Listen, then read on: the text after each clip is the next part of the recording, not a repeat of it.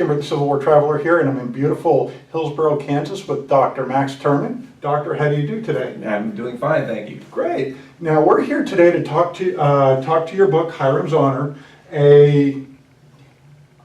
what would you call it, a historical fiction? I'd say it's a historical novel. It's been classified as a factual-based memoir with some novelization in it. So, for the book, and before we get into it, Doctor, could you please introduce yourself? Yeah, well, my name is Max Terman, and I grew up in Mansfield, Ohio, and it's in a very historical Civil War active place, Richland County, Ohio, and my family goes way back there. In fact, some of my relatives were the first settlers there in Richland County, Ohio. And I grew up in a family of 5. I had 2 older brothers, and they are both in education too, and so am I. My father only had an 8th grade education, but he was an avid reader, especially history oriented, and loved the Civil War. And when I was young, we went to some of the cemeteries, and gravestone after gravestone had a Terman on it that had been in the Civil War. And we discovered that Hiram Terman had an especially poignant story. And I can remember my brother saying, you know, nobody's really going to know what this guy went through. And then he pointed to me and he said, well, you're the writer, why don't you do something? So that's how it got started.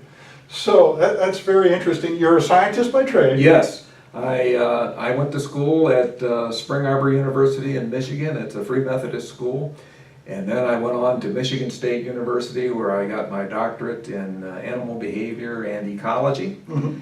And I had to come to Kansas to finish out a project that involved 2 rodent populations competing with each other. And so I came out to Tabor College, and I taught here 37 years, the only job I ever had. Outstanding, outstanding. Most have liked it. So, question for you: how did your background as a scientist help you research and study and kind of evolve into Hiram? Because you actually become Hiram's voice in the book. Yes. Well, being trained as a scientist, you look for facts, and you're a problem solver, and you try to make everything you write have a realistic, factual basis. And my first try at writing for the general public was this book here, Messages from an Owl, and it was published by Princeton University Press.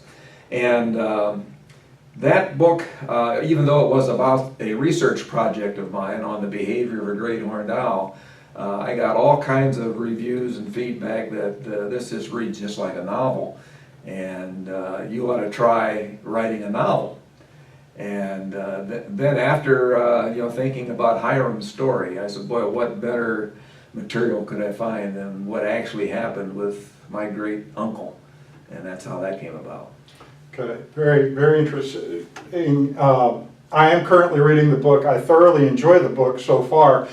And as somebody who's had the opportunity to serve in a few conflicts, I find the characters are very relatable. So that's part of the pleasure I'm having reading the book. Now you can look at Hiram and you can say, okay, I knew a guy just like Hiram, or one of the other main characters in the book, Seth or Isaiah, and say, I knew a Seth, I knew an Isaiah. Might have had a different name, but I know that person. And that's one of the great continuums of the military service. I firmly believe that the type of people who serve never change. So the names change, tactics change, equipment change, but the soldier stays the same. And that's one of the great pleasures I'm rediscovering reading your book right now. Now let me ask you, why do you feel the Civil War is still an important topic in today's national conversation? Well, it has long been accepted by historians, James McPherson, Shelby Foote is a historical novelist, as the crossroads of our existence in the United States. The we became one kind of country and left being another kind of country. And Shelby Foote mentions that it's like the United States was in adolescence at the time of the Civil War, went through that tragic testing, and now is the country we are. And it was the maturing of our values, and we're going to become this kind of country and not that. And so it's a crossroads, tragic, brutal war, and a lot of people wondered just what would it have been like to have been in that. And so as part of my research, I have relatives who were in the service. One of my brother-in-laws was over in Vietnam and in combat. And so I interviewed those people carefully, and just what it was like to be on the battle line. Plus all kinds of letters from Civil War soldiers, especially those in the 82nd Ohio. I came across a treasure trove of firsthand accounts with a person in Ohio, Richard Fink, in Kenton, Ohio, where the 82nd was formed, and he had just reams of material that gave the battlefield experience plus the prison experience. And plus there was a captain with the 82nd, Captain Alfred Lee, who wrote an account of what it was like. So I had a good source of information for putting those kind of things in there. When you read Hirams Honor, the campaigning actually starts off with the Valley Campaign, the Shenandoah Valley Campaign of 1862, and then it kind of evolves into Second Antietam. Second Manassas, yes. And on through Gettysburg and such. What do you feel was Hiram's most pertinent combat experience? What do you feel, short of the prisoner experience, and we'll talk about that in a little bit, short of that, what do you feel the most pertinent combat experience that stayed with Hiram was? Yeah. Well, his first battle was at the Battle of McDowell, a minor battle, but one of the most powerful places I visited when I retraced his steps in doing my research. Fairly undisturbed little town in the mountains. The battlefield is with barbed wire around it with little signs that, and there's a museum down in the town, and it's kind of part-time staffed, and it's just not commercialized, and you really got the feel of what it was like there going up the hill, and all kinds of accounts there to go back to. But I think probably, as with any soldier, and I personally haven't done it, but I've been the ones I've talked to and so forth, is the experience of that first firing on the enemy and realizing that they're human beings. And again, that's why the Civil War is so relevant, because you were not only firing at the enemy, you were firing at a neighbor, you were firing at a relative, and the traumatic part of that is, I think, the things that confronted most Civil War soldiers. Very good, very good. Now, let's talk about his prisoner experience at Andersonville a little bit. And I really don't want to give too much of the book away because it's such a powerful story. For you who became Hiram's voice, and you did an excellent job of doing that, what was hardest for you to write about that aspect of the book, the Andersonville experience? What pained you the most? Yeah. Well, I didn't realize what an emotional experience it would be to write in the first person. And I started out, kind of detached from it, but the more I wrote as if I am doing this, and that's what I wanted to do, the more I got involved. And with the Andersonville experience, the overwhelming emotion was your own survival instincts. That you knew that food was limited, and that if you took food that somebody else didn't get food, and if you rushed in and took a shelter, somebody else didn't get a shelter, and that conflict.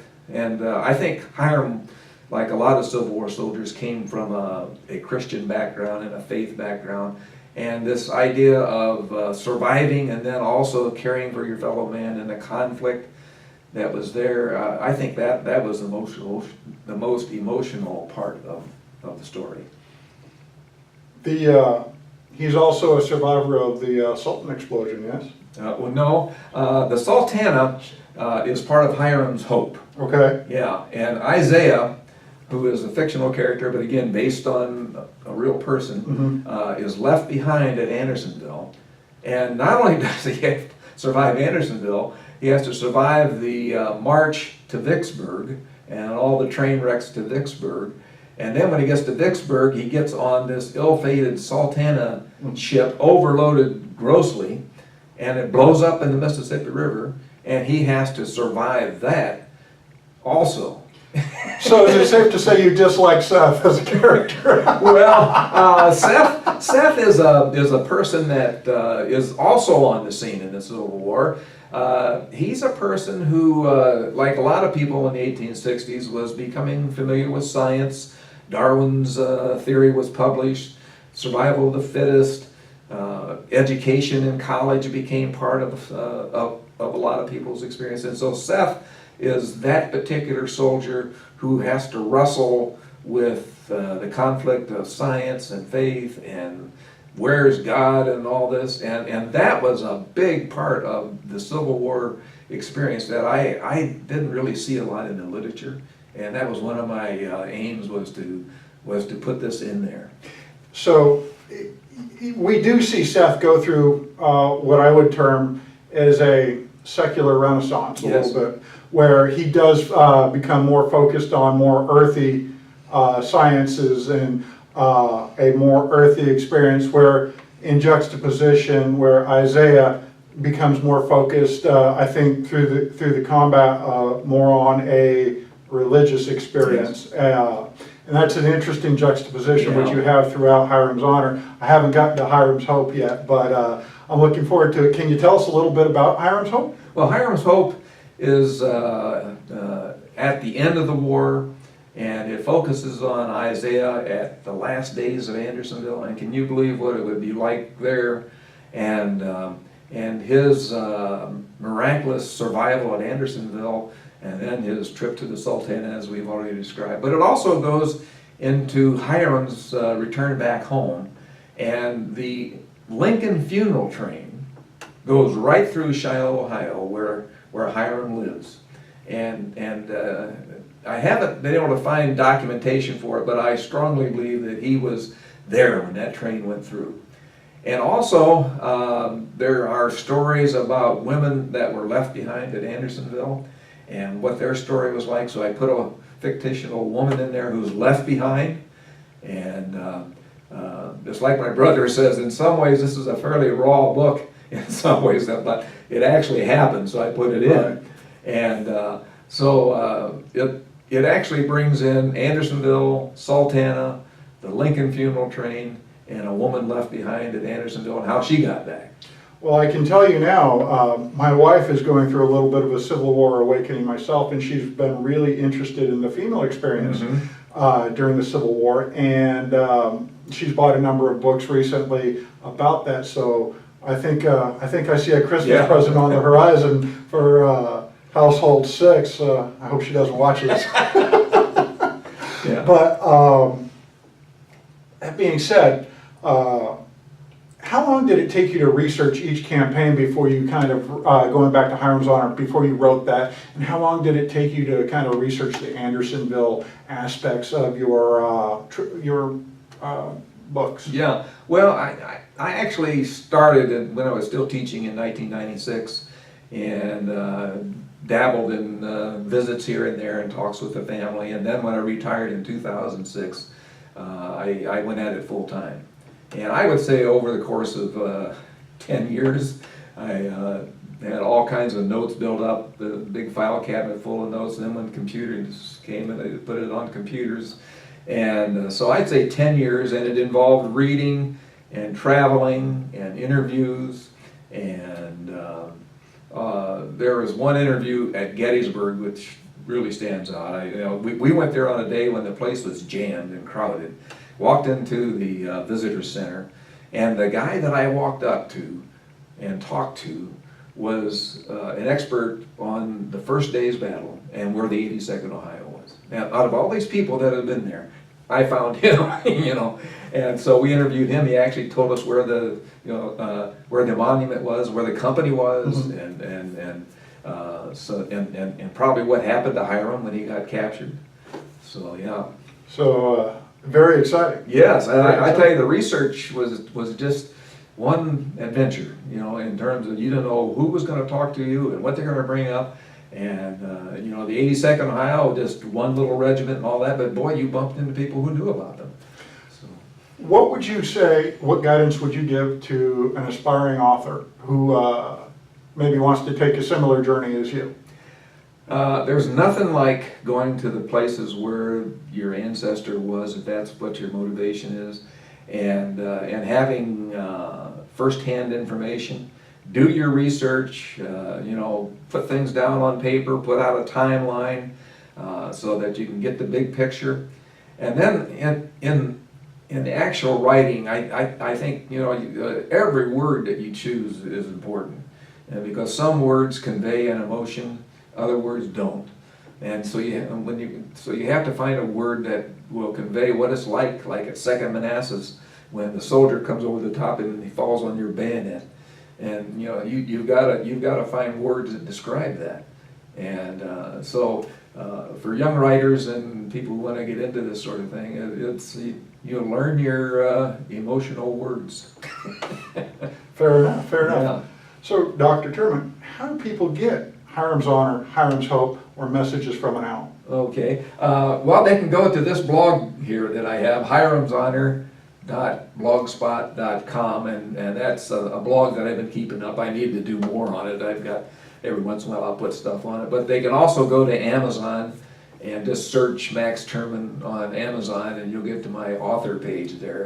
And I'll upload a link when I upload the video to YouTube, so folks will have the opportunity to just click on the link and go to Amazon. I like Amazon a lot. Yeah. Well, they certainly have made books available.